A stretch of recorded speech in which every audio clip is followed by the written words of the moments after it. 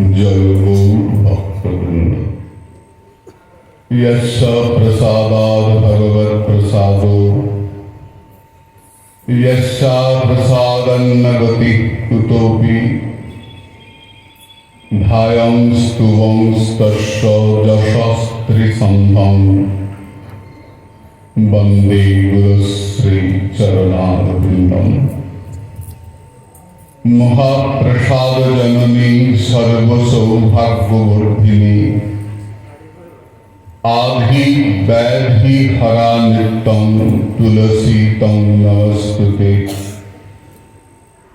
आनंद लीलामय विग्रहाय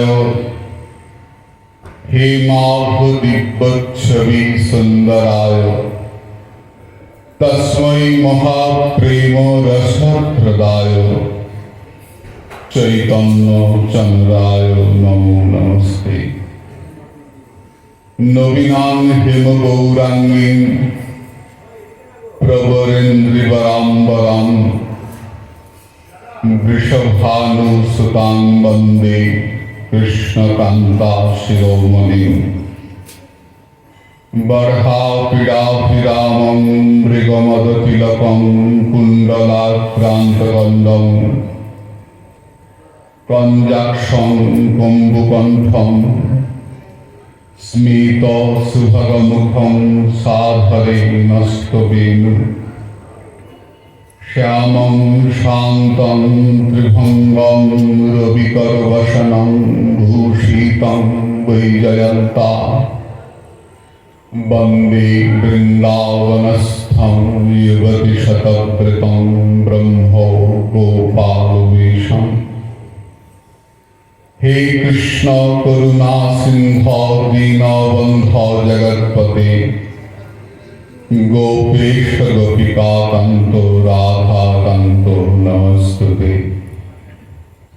वृन्दावनं गुरुं वन्दे कृष्ण कमललोचनं राधा सुदर्शनं देवं राधा गोविन्द विग्रहम्। मम मानसो तामसो नाशकरं जय राधा सुदर्शन देहि पदम्। वंशाकल्पतरुभ्यश्च कृपा सिन्धुभ्य एव च पतितानां पावनेभ्यो वैष्णवेभ्यो नमो नमः। जय रूप सनातन भट्ट रघुनाथ श्री गोपाल भट्ट दास रघुनाथ। এই ছয় গোসাই করি চরণ বন্দন যাহা হইতে বিঘ্ন নাশ অভীষ্ট পূরণ। সব শ্রোতা বৈষ্ণবেরে করি নমস্কার সবে পদধূলিবে মস্তকে আমার।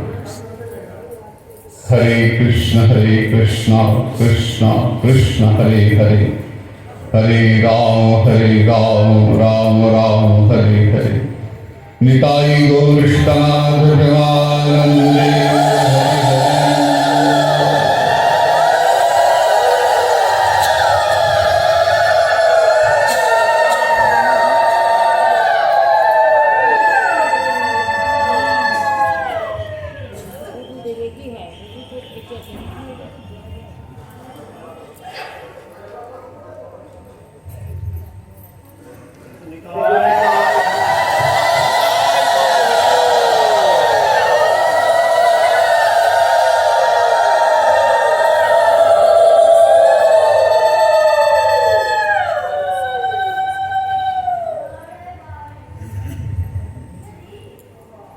আমাদের আলোচ্য অধ্যায় শ্রীমদ্ ভগবদ গীতার দ্বাদশ অধ্যায় ভক্তিযোগ।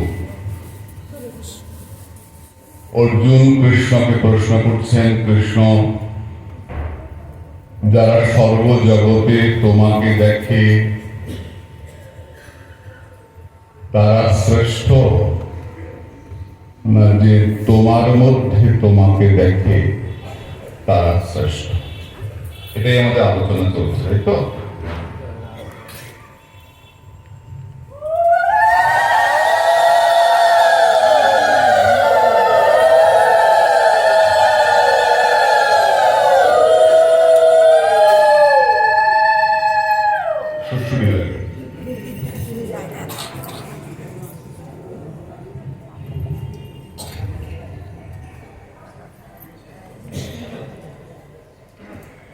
এবং সতত যুক্তাদে ভক্তাস্তাং পর্যুপাসতে যে চাক্ষরমদ্বক্তং তেষাং কে যোগবিত্তমা।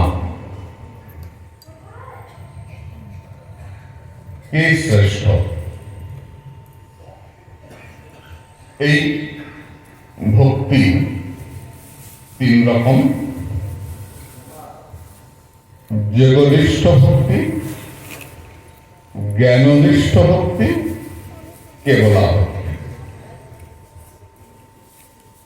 আমরা গতকাল পর্যন্ত পিতামহ ভীষ্মদেবের কথা আলোচনা করেছি।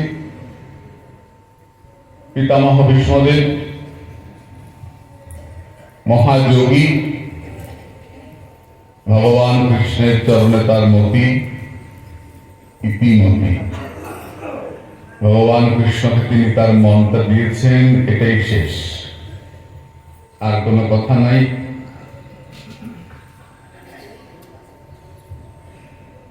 ভগবান কৃষ্ণের চরণ তিনি চিন্তা করতে করতে এই সংসার থেকে চলে গেলেন। আজকে বললেন জ্ঞাননিষ্ঠ ভক্তি।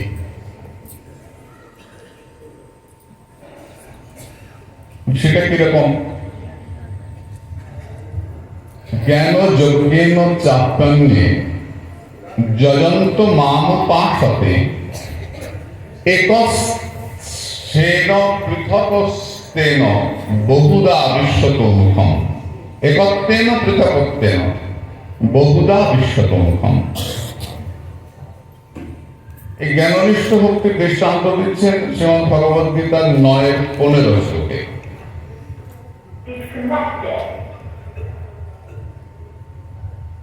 কেউ কেউ ভগবানের সঙ্গে অভেদ রূপে চিন্তা করেন নিজেকে, কেউ কেউ সূর্য, চন্দ্র, দেবরাজ, ইন্দ্র ইত্যাদির মধ্যে, দেবতাদের মধ্যে ভগবানকে প্রাপ্ত হন। আবার কেউ কেউ সমস্ত বিশ্বরূপের মধ্যে, সর্বজগতের মধ্যে ভগবানকে দর্শন করেন, প্রাপ্ত হন। তিনটে ভাগ করলেন জ্ঞাননিষ্ঠ ভক্তি, তিনটে ভাগ। প্রথমটা কি দেখলাম? নিজেকে ভগবানের সঙ্গে অভেদ চিন্তা করেন। এটাকে বলা হয় অহং গ্রহ উপাসনা। আমি ভগবান, আমি ছাড়া কেউ নেই, গিরিধারী আমার, আমি ছাড়া অন্য কারো নয়। আমাদের গৌড়ীয় বৈষ্ণব জগতে এই ভাবটা নয়। আমার এই ভাবটা নয়। আমি রাধা, আমি সখী, এই ভাবটা আমাদের নাই। আমাদের ভাব আমরা দাসী।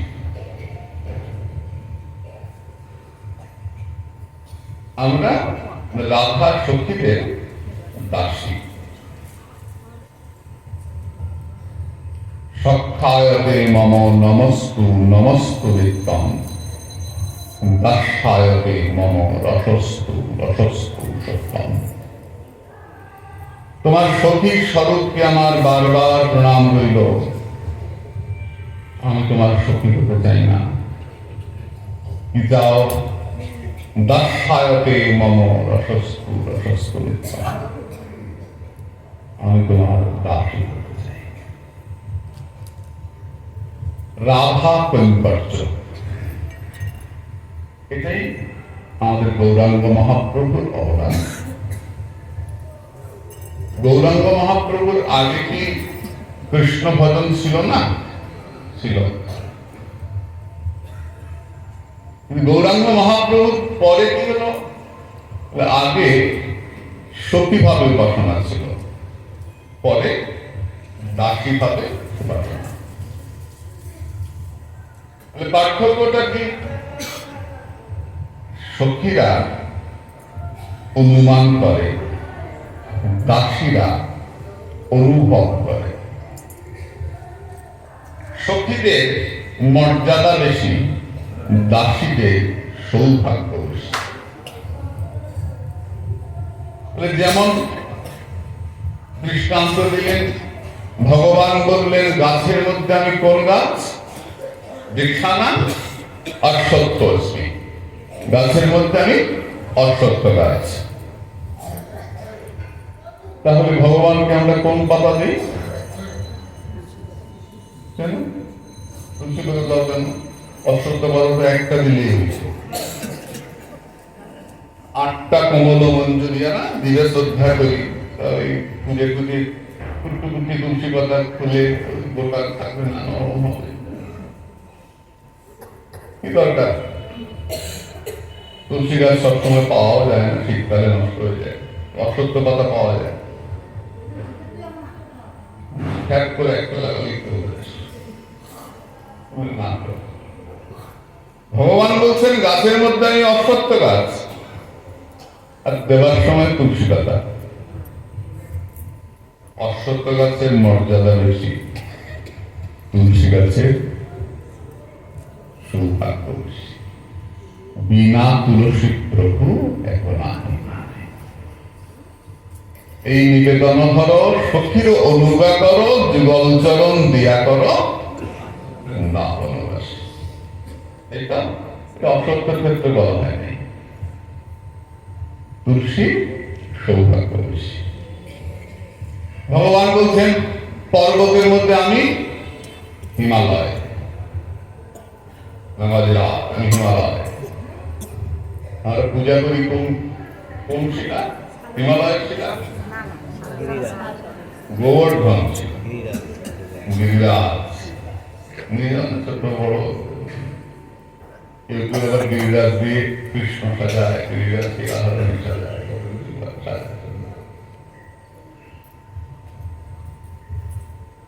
তাহলে হিমালয় থেকে একটা পাথর নিয়ে আসলি তো, কত বড় হিমালয়, বড় বড় পাথর একটা নিয়ে আসলি তো, গিরিরাজের শিলা নিয়ে যাই আমরা। হিমালয়ের মর্যাদা বেশি, হিমালয়। গিরিরাজের সৌভাগ্য বেশি। গোবিন্দ পাহাড়ে হরিদাস করছে, সাক্ষাৎ ভগবান ভাবে আমরা গোবর্ধনের পূজা করি। তেমনি সখীদের মর্যাদা বেশি, কৃষ্ণ সখী, রাধারানী সখী। দাসীদের সৌভাগ্য বেশি। কেন? সখীরা অনুমান করে, দাসীরা অনুভব করে।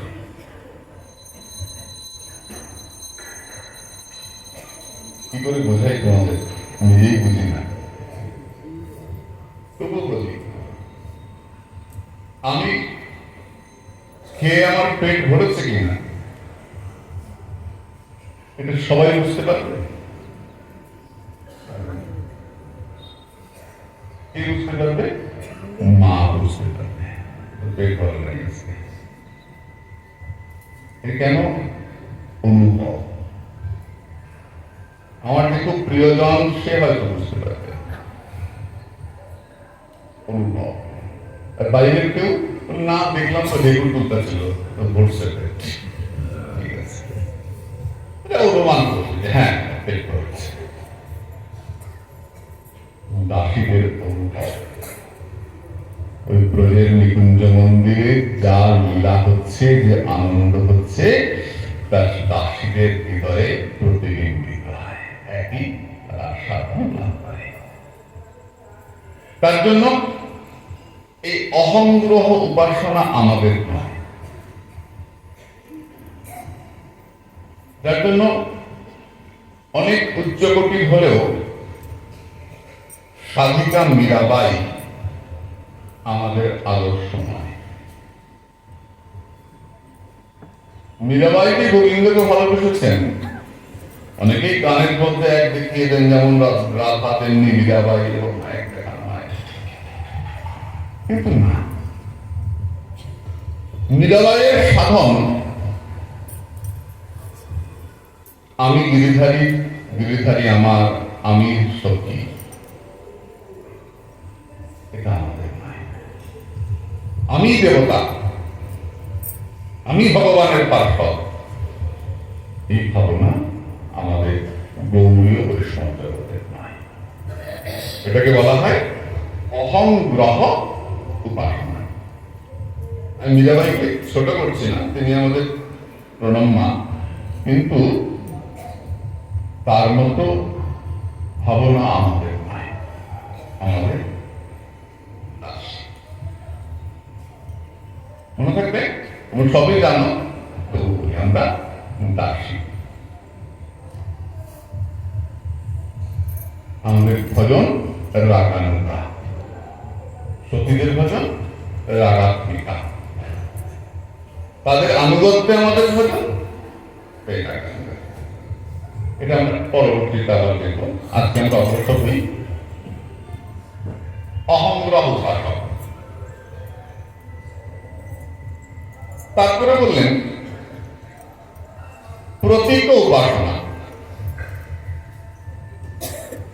অন্য কিছুর মধ্যে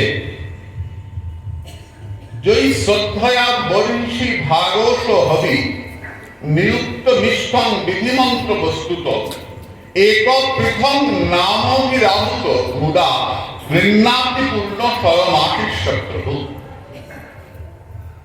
যে ব্যক্তি বিভিন্ন দ্রব্য দিয়ে, ঘি, ফুল, যা যা লাগে, মন্ত্রের দ্বারা, বস্তুর দ্বারা শ্রদ্ধা সহকারে ইষ্টদেবের উদ্দেশ্যে যজ্ঞে আহুতি প্রদান করেন,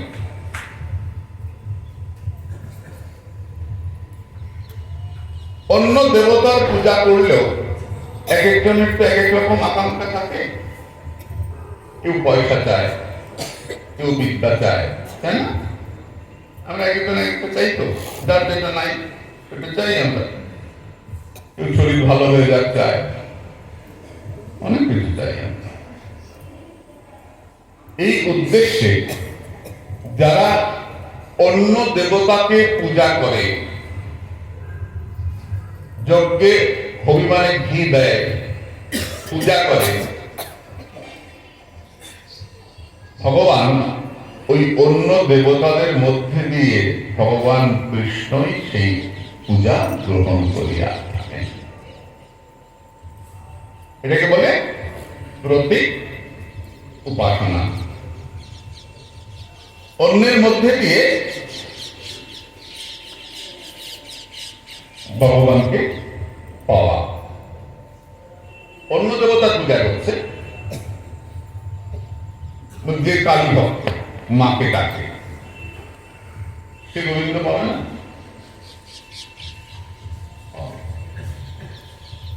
মাই তাকে নিয়ে গোবিন্দ চরণে পৌঁছে দেবেন। আমাদের সনাতন ধর্মে এমন সুন্দর একটা প্রত্যেকের সঙ্গে প্রত্যেকের একটা যোগাযোগ, তুমি আলাদা করতে পারবে না। আমি কালীর দিকে তাকাই না, না আমি কালীকে জানি, বৈষ্ণব। তাহলে কৃষ্ণ কালী হলে কি করবি? ওপরটা কালী, নিচটা কৃষ্ণ, তাহলে শুধু নিচের দিকে তাকাবি, ওপর দিকে করতো। কৃষ্ণ কালী হলে কি করবি? বৈষ্ণবরা শিব পূজা করেন না? শিব চতুর্দশী ব্রত পালন করেন না? প্রত্যেকে করেন। শিবরাত্রি করো তো? প্রত্যেকে করো। তাহলে আমি যে ওখানে দিচ্ছি, ওটা ভগবানের কাছে গিয়ে পৌঁছাচ্ছে, এই চিন্তা করতে হয়। কোনো দেবতার দিকে তাকাবো না, এটা ঠিক হলো না। আমি আমার স্বামীকে ভালোবাসি, কিন্তু আমার ননদ আসলে লাঠি নিয়ে তাড়া করি। স্বামী ছাড়া কিচ্ছু জানি না। আমার শ্বশুর শাড়িতে দেখতে পারি না, আমি স্বামী ছাড়া কিচ্ছু জানি না। তাহলে কি স্বামীর সুখ হবে? তিনি যেমন আমার স্বামী, এরা তো স্বামীর সব পরিপর, এদের সকলের জন্যে আমাদের প্রণাম। কত সুন্দর ভাবনা। স্বামী কিন্তু আমার গোবিন্দ না, সমান হতে হবে, সবাই সমান, সবাই সমান, সবাই সমান হবে না, সবাইকে সমান চোখে দেখা যাবে না। স্বামী আমার গোবিন্দ আর সবাই তার পরিপর। একল ঈশ্বর কৃষ্ণ আর সব ভৃত্য, যারে জয়িছে না যায় সে তৈছে করে নৃত্য। এতে চাংশ কলা পুরুষ কৃষ্ণস্তু ভগবান স্বয়ং। আমি যে মাকে ফুল দিচ্ছি, ফুলটা মায়ের মধ্যে দিয়ে আমার ভগবানের কাছে পৌঁছাচ্ছে। না, সবাই আমার কাছে সমান, উল্টা পুল্টা হয়ে যাবে। কেউ যদি উঠে বলে সবাই আমার কাছে সমান, আমার স্বামী যেমন আমার স্বামী, তিনি পাড়ার সব স্বামী আমার স্বামী,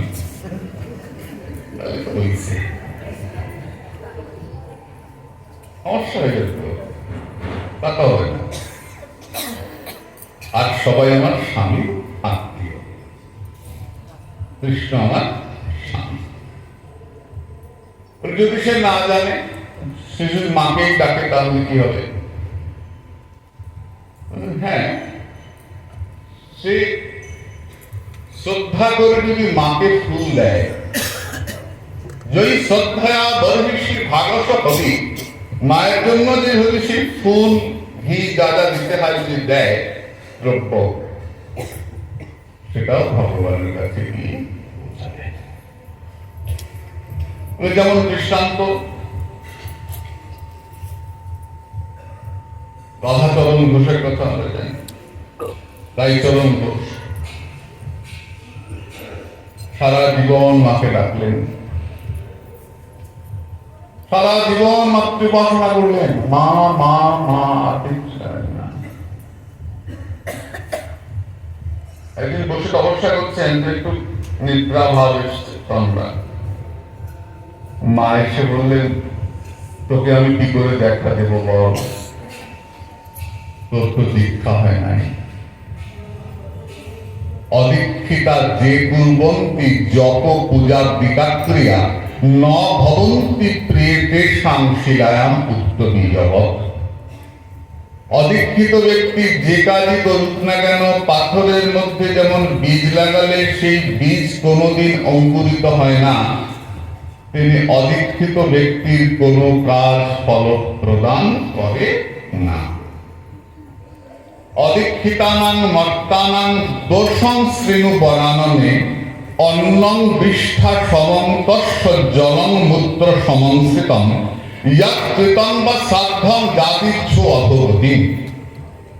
অদীক্ষিত ব্যক্তির হাতে অন্ন বিষ্ঠা সম, জল মূত্র সম। অদীক্ষিত ব্যক্তি যদি বাবা মায়ের উদ্দেশ্যে শ্রাদ্ধ করেন, সেই শ্রাদ্ধটাকে নিচের দিকে টেনে নিয়ে যায়, অধোগতি। এই অদীক্ষিত ব্যক্তি তার কোনটাই ফল প্রদান করে না। দীক্ষা কাকে বলে? যা আমাদের দিব্যজ্ঞানের পথে নিয়ে যায় তাকে বলে দীক্ষা। যা পাপ নাশ করে তাকে বলে দীক্ষা। শিষ্য কাকে বলে? যে গুরুর শাসন মানে তাকে শিষ্য বলে। কালকে আমরা দেখেছি না যে অনুভবটা কি করে আসবে? গুরুকুলে থেকে, গুরু সান্নিধ্যে থেকে সাধক পড়াশোনা করবে, গুরু সান্নিধ্যে থেকে সাধক সাধন করবে, তবে গুরুর কাছ থেকে কৃপা আসবে। গেলাম একটা স্ট্যাম্প প্যাডে নিয়ে চলে আসলাম, আমি তো রাধাকুণ্ডে গেছিলাম, ওইখানে নিয়ে আসছি। তোমার না আগে ছিল আরেকজন? হ্যাঁ, সংস্কার করে আসছি। একটা সংস্কার খুব চলে, সংস্কার করে আসছি। দোকান খোলাই আছে, কাস্টমার গেলেই হলো। ভয়ঙ্কর অবস্থা, এভাবে হয় না। গেলাম, হুট করে বসে গেলাম, আর কানের মধ্যে হয়ে গেল, স্ট্যাম্প দিয়ে বাজারে বেরিয়ে পড়লাম নিজে খাওয়ার জন্য। অমুকের শিক্ষক সবার আগে জায়গা পাবো, প্রথম পঙ্গতে খেতে বসবো, ভালো দক্ষিণা পাবো। অমুকের শিক্ষক আমি ভজনের বেলা ডন ডন ডন।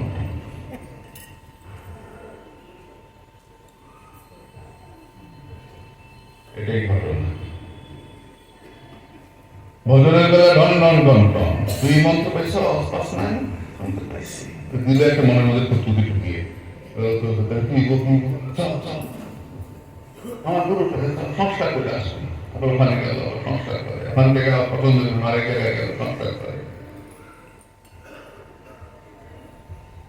এখানে গিয়ে কয়েকটা গুরু করে, ওখানে গুরু করে, কেন সব গুরুর বাড়ি ঘুরে ঘুরে করে। এটাকে গুরু নিষ্ঠা বলে না, নন্দবাদী বলে। ঘুরে ঘুরে খাবে, খাওয়া পার্টি ঘুরে ঘুরে খায়। শাস্ত্র বলছেন গুরুকুলের থেকে, গুরুর সান্নিধ্যের থেকে, গুরু সেবা করে, গুরুকে প্রসন্ন করে তিনি যেমন কৃপা করতেন তার কৃপার আশায় বসে থাকা। শ্রীপাদ রামদাস বাবাজি মহারাজ বলছেন, আমি তো আঁচল পেতে বসে থাকি, কখন সে গুরুদেব আমায় কিছু কৃপা করবেন। আমি তো আঁচল পেতে বসে থাকি।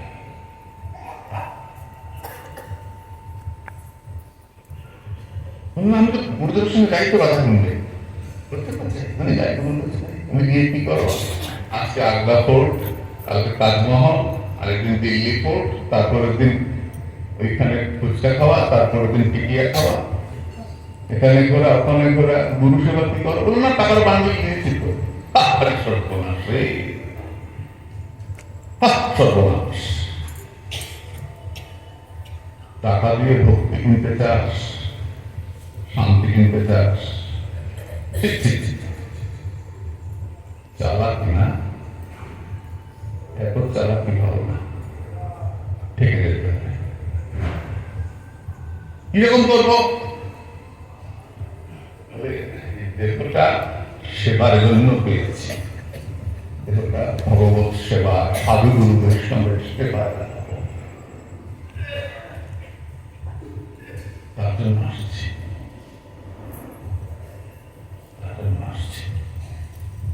এই হাত দুটো দিয়ে সেবা হবে মা।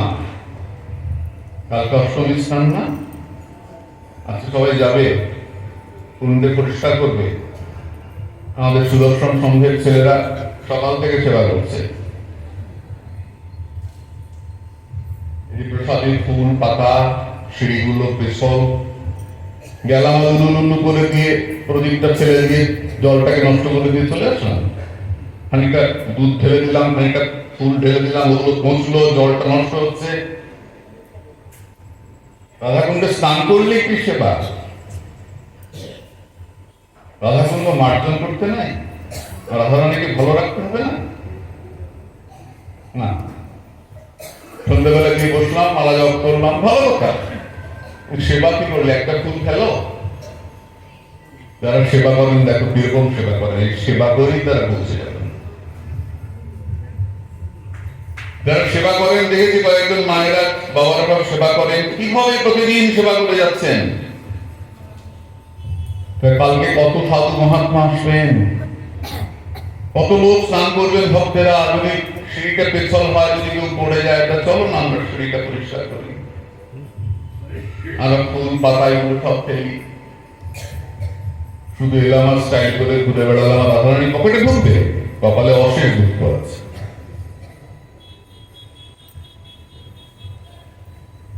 এটা বিলাসিতা, এলাম থাকলাম, আরাম করে থাকলাম, ভালো মন্দ খেলাম, এটা এক ধরনের ফ্যাশন। ধর্মটা ফ্যাশন হয়ে গেছে এখন, সেবাটা ফ্যাশনে দাঁড়িয়ে গেছে। তা কেন হবে? একটু পাতা ফেলো, বৈষ্ণব প্রসাদ পেয়ে উঠে যাওয়ার পর সাধুরা পাওয়ার পরে পরিষ্কার করো, উচ্ছিষ্ট জায়গাটা মুছে দাও। কোন সেবা করো? না মন্দিরে রান্না করে খাই না, মন্দিরে টাকা দিয়ে দিই, হোটেল আর কি, খাইলাম, চলে আসলাম। সাধুরা আমার একটা পাতা পরিষ্কার করছে, আমি চলে আসলাম। যদি ভান্ডারা দেই তো পাশে দাঁড়িয়ে থাকি আমার নামে জয় খেতেও দেয় কিনা। সাধুরা বলবে অমুক সাহার জয়, অমুক পালের জয়, অমুক ভট্টাচার্যের জয়, দাঁড়িয়ে শুনি আমার জয়টা ছিল কিনা। আমি টাকা দিচ্ছি না, টাকা দিয়ে সব কিনতে চান, এত টাকা গরম, ভক্তি পাবে না। শ্রদ্ধা, যদি শ্রদ্ধা বরিমিষ্টি ভাগবত হবি, তিনি শ্রদ্ধাপূর্বক দিলেন। শ্রদ্ধা মানে কি বাবা? বিশ্বাস। শ্রদ্ধা শব্দে কহে শাস্ত্রে সুদৃঢ় বিশ্বাস। যদি ফ্যাশন করছো তো ফ্যাশন পাবে, হ্যাঁ পাবে, জঙ্গল বাকি স্মরণ হবে, যা চিন্তা করবে সেই ভাব প্রাপ্ত হবে। আর যদি সদা তদ্ভাব ভাবিত ভগবত চিন্তায় তোমার চিত্ত ডুবে যায়, তাহলে ভগবত কৃপা পাবে। এবং তার জন্য শ্রদ্ধা, আদৌ শ্রদ্ধা, তত সাধু সঙ্গ, তত ভজন ক্রিয়া, তত অনর্থ নিবৃত্তি, তত নিষ্ঠার অতিস্তত পরপর স্তর নির্দেশ করল। প্রথমে বললেন আদৌ শ্রদ্ধা, বিশ্বাস। হ্যাঁ আমি তো বিশ্বাস আছে আমার, মারে আমার নাই। বিশ্বাস যদি হতো তাহলে অল্প কোনো ঘটনা বাড়িতে ঘটলে মনটা উদ্বিগ্ন হতো না, মনে হতো আমার রাধারানী আছে, নিশ্চয়ই একটা ব্যবস্থা হবে, আমার নিতাই আছে, নিতাই নিশ্চয়ই দেখবে, আমার বউ দেখবে। শ্রদ্ধা লক্ষণ কি আমরা সংক্ষেপে শুনে যাই।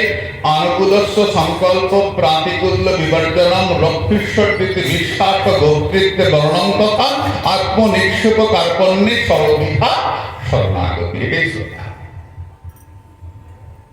আনুকূলস্য সংকল্প, যা ভগবানের সেবায় লাগে সেটাই আমার সংকল্প। প্রাতিকূল্য বিবর্জনম, যা কৃষ্ণ ভজনের প্রতিকূল সেটা আমি গ্রহণ করব না, বর্জন করব। যত স্বাদিষ্টই হোক, যত ভালোই হোক, যেটা ভগবানের সেবায় লাগে না সেটা আমি গ্রহণ করব না। এই দৃঢ়তা, সেটাই গ্রহণ করব যেটা ভগবানের সেবায় লাগবে। বলে আমি যা খাই ভগবানকে দিয়ে খাই না, ভগবানের যা ভোগ লাগে সেটা আমি খাই, তাই তো? বলে আমি চা খাই সকালবেলা, এক কেটলি ভগবানকে গিরিধারী সামনে দিই, এক কেটলি চা দিয়া প্রসাদী চা সবাই মিলে খাই। চা খাও, তাতে দোষ নাই, তার তো খাও, কিন্তু ভগবানকে দিয়া খাও, এটা তো একটা ওই বললাম একটা আবরণ দিয়ে দেওয়া। ভগবানের বলে চা লাগে কোথায় আছে? চাটা তো বিদেশিদের খাবার, ভারতীয় খাবারই নয়, বিদেশিরা চালু করলো চা, তাই তো? তুমি চা খাও, খাও, ভগবানকে দিয়া খাও। এই ধর্মীয় আবরণ দিয়ে নিজের ভোগ করা, এটা কেন? কেউ যদি বিড়ি খায় তাহলে সকালবেলা এক থালা বিড়ি ভগবানের সামনে ভোগ দিলা, সাধারণ প্রসাদ, কেমন লাগবে? আমি আসলে এক ভদ্রলোকের পরিচয় হয়েছিল, নাম বলবো না, এখন তো চলে যায় সব কথা, সব জায়গায়। ব্রাহ্মণ, বড় অফিসার, সন্ধ্যেবেলা যদি মদ খায়,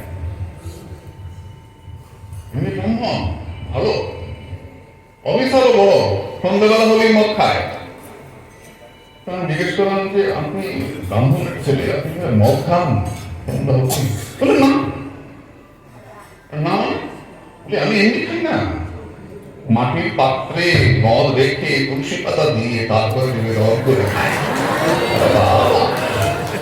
ভগবান পাইয়াই গেছে, গোল অবস্থা, মৃত পাত্রে তুলসী পাতা দিয়ে খায়, কি ভয়ানক ব্যাপার হবে। ভগবানের যা ভোগ লাগে সেটা আমি গ্রহণ করব, যেটা ভোগ লাগে না সেটা আমি গ্রহণ করব। রক্ষীশ্বরকে বিশ্বাস ও গোপ্তৃত্বে বর্ণন কথা, তিনি আমাকে রক্ষা করবেন এই বিশ্বাস থাকবে এবং তাকে রক্ষাকর্তা হিসাবে নিযুক্ত করব।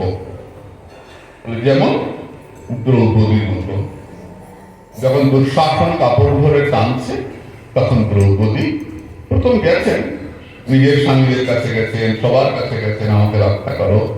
যখন কেউ রক্ষা করে নাই তখন সব ছেড়ে ভগবানকে দেখেছেন।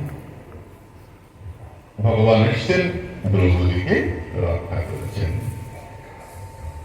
বিশ্বাস। আত্মনিক্ষেপ কার্পণ্যে সরবিধা শরণাগতি, ভগবানের চরণে আত্মনিবেদন করা এবং সদা প্রার্থনা করা, তুমি আমাকে রক্ষা করো। কিরকম? গজরাজ গজেন্দ্রের মতো, যখন কুমিরটা পা ধরে টানছে তখন হাতে কি করছে? কি করছে? ভগবানকে ডাকছে, তোমাকে আমি কোনোদিন ডাকি নাই, কোনোদিন দেখি নাই, তুমি শুনেছি বিপদে পড়লে তুমি রক্ষা করো, আর যেন বড় বিপদ, আসল ঠাকুর আমাকে বাঁচাও।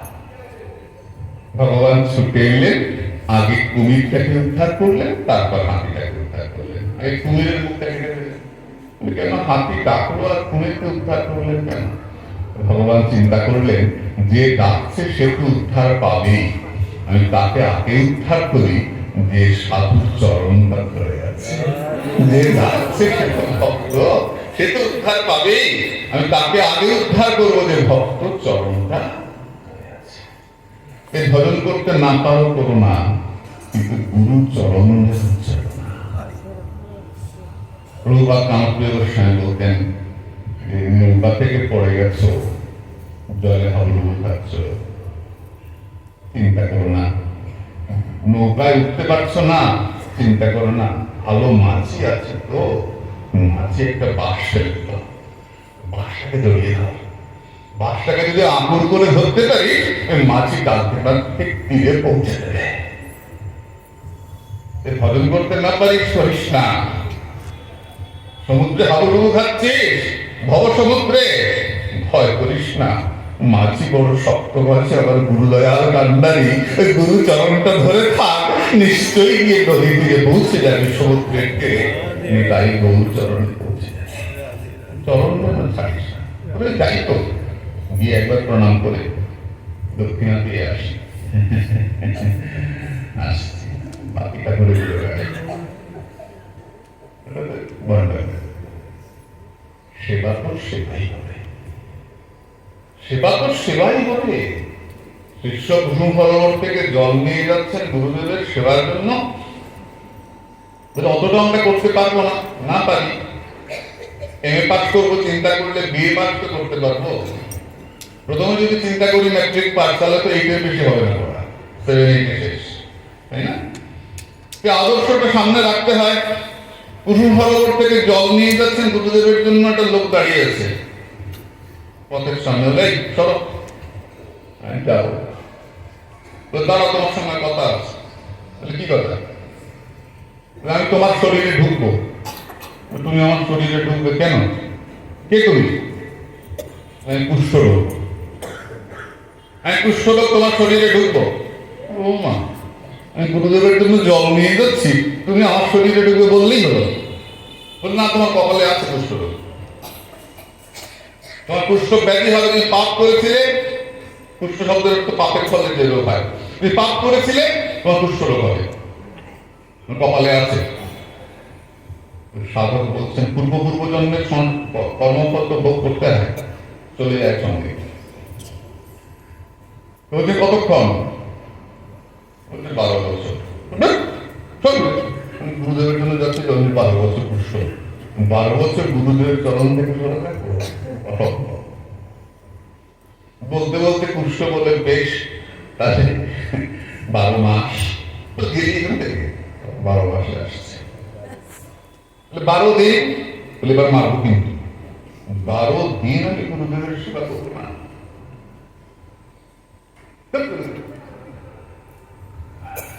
প্রারব্ধের সাহস নাই সাধুর শরীরে ঢোকে। পুরুষ বলতে তোমার কপালে আছে যে তুমি কিছু তো অঙ্গীকার করো। তাহলে কতক্ষণ? 12 ঘন্টা, সন্ধ্যে 6টা থেকে ভোর 6টা। তোমার কুষ্ঠ যন্ত্রণা হবে, অঙ্গীকার করো। সেবক অঙ্গীকার করবেন, ঠিক আছে, যা আমাদের কপালে আছে, ঠিক আছে, 12 ঘন্টার জন্য আমার কুষ্ঠ যন্ত্রণা হোক। 12 ঘন্টা কি করে সম্ভব? গুরু কৃপায় এমনি করে প্রারব্ধ কমে যায়। কর্মফল যদি ক্ষয় করতে হয়, তোমাকে সেবক হতে হবে।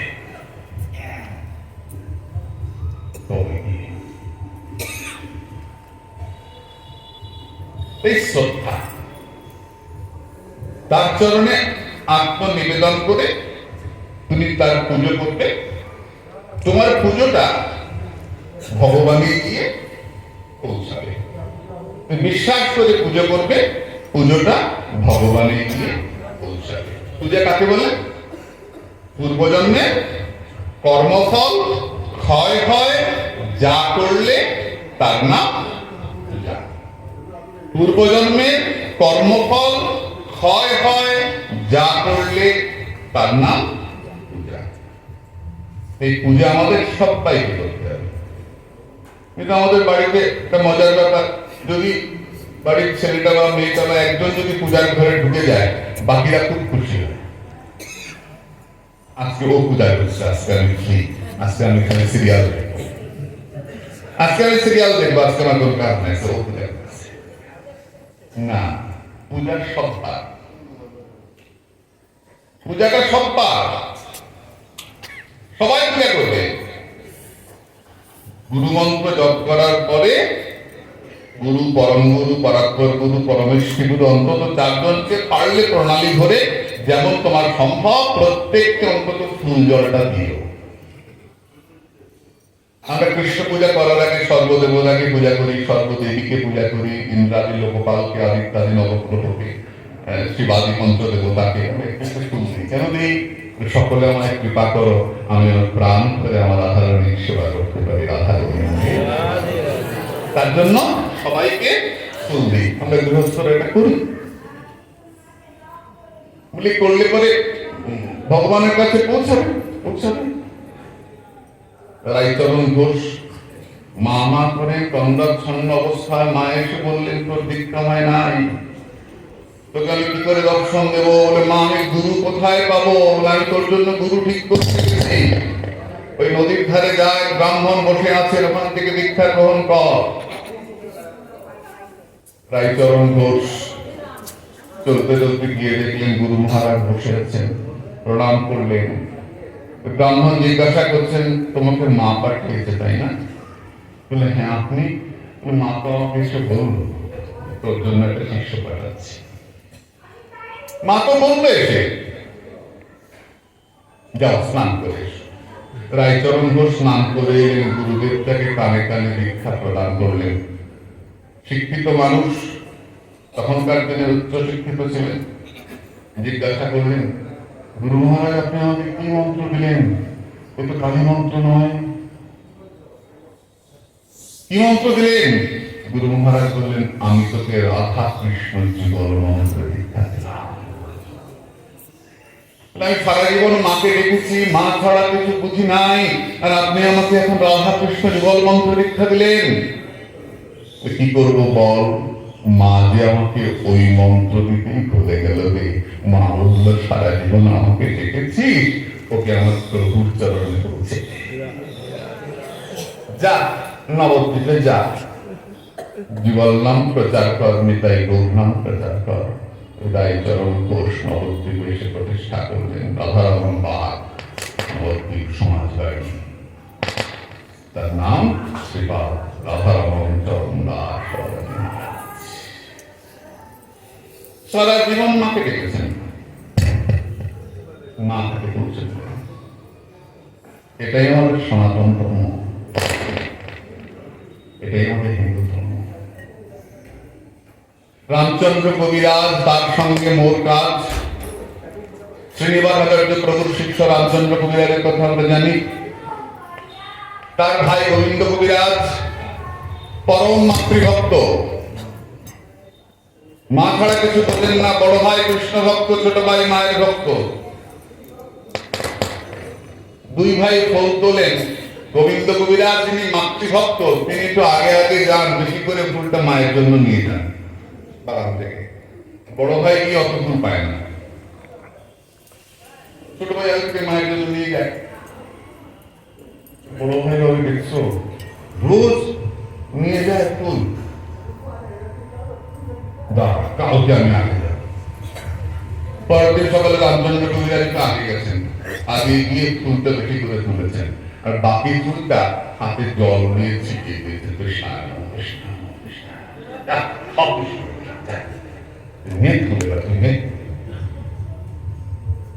গোবিন্দ কবিরাজ গিয়ে ফুল তুলেছেন, ফুল তুলে এসে মাকে দিতে যাচ্ছেন। মায়ের সঙ্গে কথা বলেন, সাধু মাকে দিতে যাচ্ছেন। মা বলছে ফুল আমার চরণে দিস না কেন? আগেই তো আমার প্রভুকে দেওয়া হয়ে গেছে। মা তাহলে তোর পুজো হবে না? ফুল তুলে নিয়ে আসছি, সব ভগবান গোবিন্দকে দেওয়া হয়েছে, তোকে পুজো করতে পারবো না। বলে হ্যাঁ দিদি, কোথায় দেবো? ভগবানের প্রসাদের ফুল আমার মাথায় মাথায় দিলেন। এই গোবিন্দ কবিরাজ অসুস্থ হলেন, মাকে ডাকছেন, মা আমি রক্ষা কর। মা এসে বললেন তুই ভিক্ষা নে। মা বলে যে কোথায় ভিক্ষা দেবো, কোথায় ভিক্ষা নেবো? যা শ্রীনিবাস আচার্য প্রভুর কাছ থেকে ভিক্ষা নে। আমি তোকে ভালোবাসি, ভালোবাসি বলেই তো আমি তোকে গৌর চরণে পৌঁছে দিচ্ছি, গোবিন্দ চরণে পৌঁছে দিচ্ছি। ভালোবাসিস বলেই তো শ্রদ্ধা, তুই আমাকে শ্রদ্ধা করিস বলেই তো, তুই আমাকে বিশ্বাস করিস বলেই তো আমি ভগবানের চরণে পৌঁছে দিচ্ছি।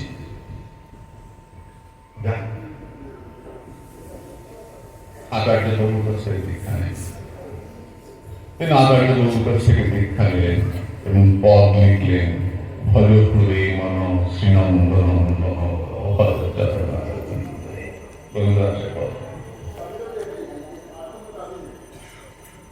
ছিলেন পরম কালী ভক্ত, মাতৃউপাসক, হয়ে গেলেন পরম কৃষ্ণ। মা তাকে পৌঁছে দেন। এরকম কত দৃষ্টান্ত, কত দৃষ্টান্ত। নবদ্বীপে ছিলেন আগমদানিশ দুইজন, একজন রাধা বল্লভের পূজা করেন, একজন মায়ের পূজা করেন। বাগানে কলা পেকেছে, কলা কালী ভক্ত তুলে নিয়ে ঘরে রেখে দিয়েছেন। পাকা কলা কৃষ্ণ ভক্ত যিনি রাধা বল্লভের পূজারী, তিনি ভাবছেন না গোবিন্দকে নিতে পারলাম না, কলার কালিটাও নিয়ে গেল। এদিকে দুই ভাই ভাব আছে, কিন্তু কৃষ্ণ ভক্ত কালী ভক্ত একটু আছে, নিয়ে গেল, আমি মাকে দিতে পারলাম না। রাত্রেবেলা ঠাকুর ঘরের শব্দ, দুই ভাই তাকিয়ে উঠেছেন, কি হলো? জানলা খুলে দেখছেন মা বসে আছেন, আর গোবিন্দকে কোলে নিয়ে মা কলাগুলো খুলে খুলে গোবিন্দ দিচ্ছে। নবদ্বীপের প্রসিদ্ধ। তাই অন্য দেবতার পূজা করলেও সেই পূজাটা গোবিন্দই দিয়ে পৌঁছায়। যাকেই ফুল দেবে, যাকেই ঘি দেবে, পুজো করবে দ্রব্য দিয়ে, সেটা ভগবানে গিয়ে পৌঁছাবে। বেশ, এরপরে বললেন বিশ্বরূপ উপাসক, যিনি সর্বজগতে সবকিছুর মধ্যে ভগবানকে দেখেন। সবকিছু ঈশ্বর আছেন। আমাদের বৈষ্ণব দেবতাও আছে। দণ্ডবোধ করিবে বহুমান্য করি, কুকুর চণ্ডালকে প্রণাম করার কথা বলেছেন। দিবে সম্মান দিবে জানি কৃষ্ণ অধিষ্ঠান, প্রত্যেকটি জীবের মধ্যে আমার ভগবান আছেন এই চিন্তা করে সম্মান করা। আমাদের সনাতন ধর্মে কাউকে অসম্মানের কথা বলেন নাই। সবাইকে সম্মান করো, সবাইকে প্রণাম করো। ওইটা মাথায় থাকলে অন্তত কিছুটা তো এগোতে পারবো, কিছুটা তো মন শান্ত হবে। যে ভাবনাটা মাথায় আসবে তখন আর অসম্মান করার চিন্তা থেকে সরে আসবে না। আমাকে তো বলেছেন, আমার তো আদেশ আছে, নির্দেশ আছে। সকলের মধ্যে ভগবানকে দেখা। দৃষ্টান্ত দিচ্ছেন স্বামী নামদেবের কথা, স্বামী একনাথের কথা পরপর দৃষ্টান্ত দিয়েছেন। একনাথ স্বামী গঙ্গাজল নিয়ে যাচ্ছেন, রামেশ্বরমকে দেবেন। রামেশ্বরমকে দেবেন, দেখছেন একটা গাধা পথে পড়ে আছে, খুব কষ্ট হচ্ছে, একটু জল চায়। সঙ্গে ঘোড়ায় গঙ্গা জল আছে, শিবের মধ্যে চড়াবো।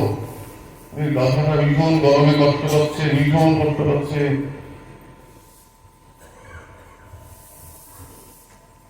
একনাথ স্বামী গাধাকে এক ঘোড়া গঙ্গা জল খাইয়ে দিলেন।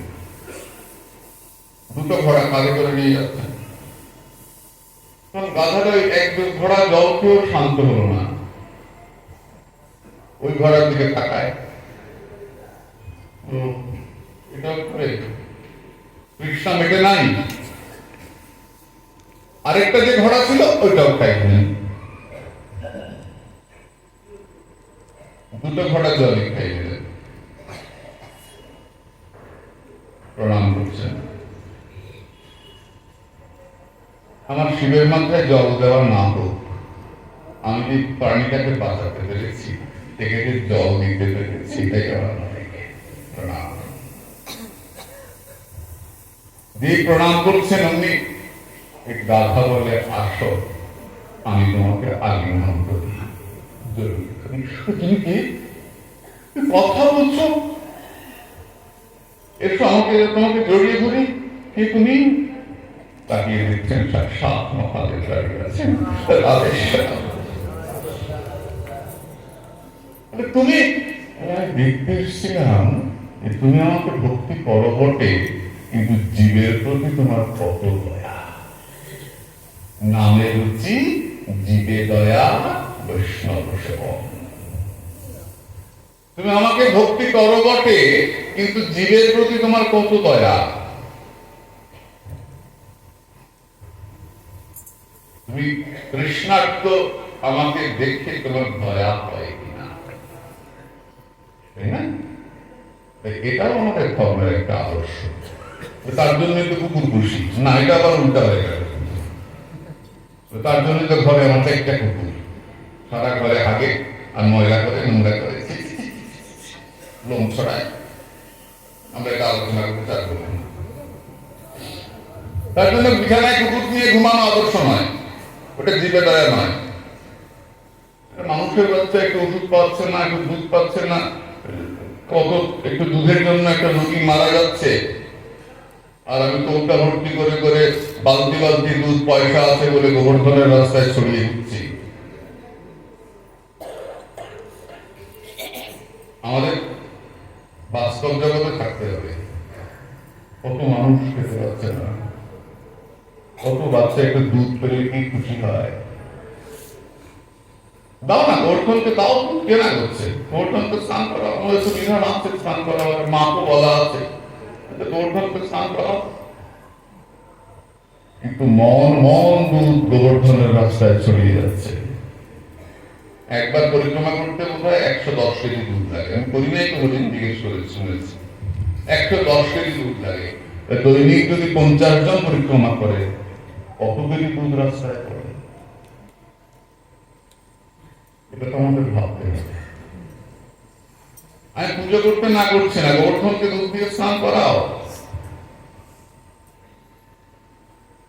কিন্তু এটাও দেখো, জীবের মধ্যেও তো আমার বিরাট গোবর্ধন রয়েছেন, রবীন্দ্র রয়েছেন। নামের উচিত জীবে দয়া, বৈষ্ণব সেবা। কি দাও না দুধটা? দুধ গরম করে সকালবেলা এক পোয়া করে দুধ দাও না সবাইকে, তখন তো দাও না, রাস্তায় দুধ ছড়িয়ে দিচ্ছ। এদিকে গঙ্গাকে প্রণাম করছো, ওদিকে বাড়ির সমস্ত ময়লা নিয়ে গঙ্গার মধ্যে দিয়ে দিচ্ছ। যত আবর্জনা, বাসি ফুল, যত কিছু, এদিকে রাধারানীর জন্য চোখের জলে দুধ বাকিয়ে দিচ্ছে, ওদিকে ছেঁড়া ছায়াটা আন্ডারওয়্যারটা তাদের মধ্যে ফেলে চলে আসছে। কুণ্ডস্থান থেকে ছাইড়া গেলাম, কি ছাড়িনি ছেঁড়া প্যান্টটা, কি দেখাচ্ছে? ভক্তি বলুন না, ভক্তি এটা। এদিকে হা রাধে করে কেঁদে মরছে, আর ওদিকে কাউকে দেখবেন অবস্থা, পা ফেলা যায় না। তারা কিন্তু ডাস্টবিন, ময়লা ফেলার জায়গা। ভক্তি, শ্রদ্ধা নাই। শ্রদ্ধা রাখলে রাধারণের গায়ে ওই ময়লা কাপড়ের টুকরাটা ফেলে যেত না। আমরা অবশ্য একটা কি, বাঙালিরা এটা খুব একটা করে না, তাই না? আমাদের মধ্যে এটা খুব একটা দেখি না, কিন্তু এটা হয়, এই ঘটনা হয়।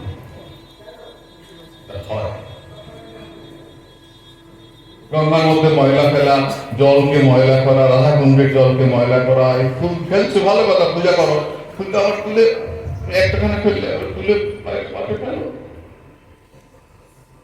শ্রীকুণ্ডকে পরিষ্কার রাখা, তার সেবা করাও তো আমাদের কর্তব্য। পূজা করে চলে আসো। তাই জীবের প্রতি দয়া অবশ্যই থাকবে। কুকুরকে অবশ্যই, আমরা ছোটবেলা থেকে বাবাকে দেখেছি, আমাদের সুদর্শনে কুকুর ছিল ভম্ব। বাবা সবার খাওয়া হয়ে গেলে তুই ভম্বল বলতেই ছুটে আসতো, আর ভম্বলকে দেওয়া হতে, ভম্বল যখন মারা গেল আমরা সবাই ঘুরে ঘুরে নাম শোনালাম, সর্বতীর্থের জল মুখে দেওয়া হল, মহাপ্রসাদ মুখে দিয়ে সারাদিন আমরা নাম করতাম। আমাদের ছোট কিন্তু উৎসাহের সঙ্গে ভম্বল চলে যাচ্ছে, সবাই নাম করতে করতে ভম্বল চলে গেল। হ্যাঁ, চন্দরদেবের জীবনে আমরা জানি ভক্তিমায়ের প্রসঙ্গ, বৈষ্ণব জীবনে অনেক আছে। তার মানে ভজনের ভয় নাই, কুকুর নিয়ে ঘুমাই, এটা বলে নাই। এই সর্বজীবের প্রতি দয়া। নামদেব চরিত্রে পায়, নামদেব রুটি মাখিয়ে রুটি করেছেন, হাতে করে রুটি রেখেছেন, হঠাৎ একটা কুকুর এসে ওদের কামড় নিয়ে চলে যাচ্ছে, রামদেব পেছন পেছন ছুটছেন, নামদেব আরে ভগবান নিয়ে যাচ্ছ, এখন তো ঘি লবণ মাখানো হয় না, একটু দাঁড়া, ঘি লবণ মাখিয়ে দিই। জীবের মধ্যে তিনি ভগবানকে দর্শন করছেন। তাই সর্ব জগতের মধ্যে ভগবানকে দেখা, এটাও ভগবানের সেবা। প্রথম কি পেলাম? আমি ভগবান, এই চিন্তা করা। তারপর কি পেলাম? সমস্ত দেবতার মধ্যে যে পুজো করছি, সেই পুজোটা ভগবানে গিয়ে পৌঁছাচ্ছে। তারপর সর্বজগতের মধ্যে ভগবান, তারপর বললেন কেবল ভক্তি। কেবল ভক্তি আজকে আনন্দ বলবো না, আগামীকাল অষ্টমী স্নান, তো আমরা সবাই মিলে স্নান করবো, আরো অনেক অনেক ব্যাপার আছে, আনন্দ আছে, কাল পাঠের পরে সেটা করবো। কালকে সবাই মিলে আমরা অনেক বেশি আনন্দ করবো। আজকে এখানে করতে